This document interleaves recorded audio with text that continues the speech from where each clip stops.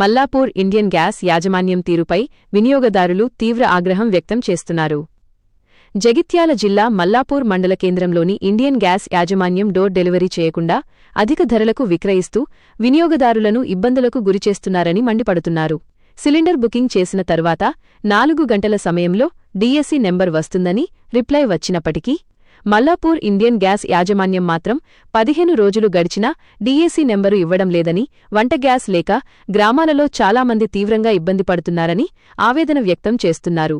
దీనిపై శుక్రవారం ముత్యంపేట సహకార పరపతి సంఘం చైర్మన్, ఉమ్మడి కరీంనగర్ జిల్లా డైరెక్టర్ తక్కల్లా నరేష్ రెడ్డి మాట్లాడారు. కాయకష్టం చేసుకునే కూలీలకు, రైతులకు మల్లాపూర్ ఇండియన్ గ్యాస్ యాజమాన్యం సమయానికి వంట గ్యాస్ పంపకపోవడం వల్ల తీవ్ర ఇబ్బందులు ఎదుర్కొంటున్నారని తెలిపారు. ఇప్పటికైనా సంబంధిత రెవెన్యూ, సివిల్ సప్లై అధికారులు స్పందించి వెంటనే చర్యలు చేపట్టాలని డిమాండ్ చేశారు.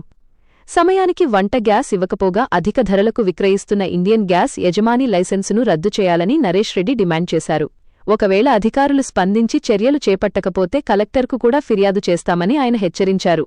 మల్లాపూర్ ఇండియన్ గ్యాస్ ఏజెన్సీ వాళ్ళు ముత్యంపేట గ్రామంలో ఇంటింటికి సప్లై చేయలేదు. బుక్ చేసుకున్నా కానీ ఎక్కడో ఒక జాల పెట్టుకొని మీరు రాండి అని ఫోన్ చేస్తున్నారు. కానీ ఇంటింటికి సప్లై చేయాలా? మీరు డీలర్ తీసుకునేందుకు ఇంటింటికి సప్లై చేస్తున్నారు కదా. సప్లై చేయండి మీరు ఎందుకు డీలరు? మరి లేకపోతే మీరు క్యాన్సిల్ చేసుకోరు, మీకు వాళ్ళకి ఇచ్చుకుంటే అయిపోతుంది కదా.